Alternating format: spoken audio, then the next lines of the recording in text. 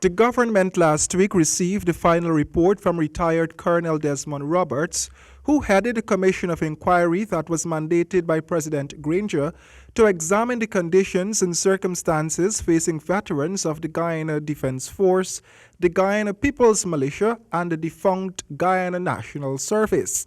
In 2015, at a Remembrance Day reception, President Granger announced the convening of a National Veterans Commission to look into the living conditions of veterans and make recommendations for improvements.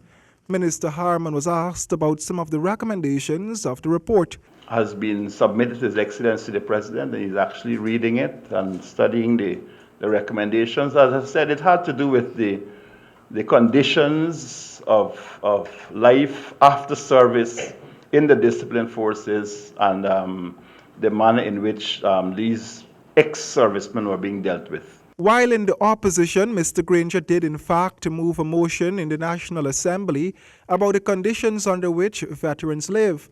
Mr. Granger had bemoaned those conditions. Minister Harmon noted that the government will carefully look at the recommendations and try to implement them as far as practicable.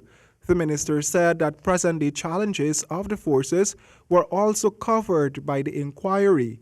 I believe the inquiry also looked at some issues in relation to what is happening in the force itself, because basically what happens while you're in the force has a direct impact on what happens after you leave.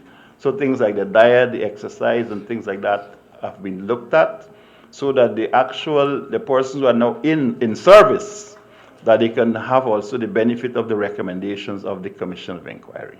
The Commission investigated and made recommendations in the areas of living conditions, current pension, medical benefit, injuries on the job and compensation, among other matters.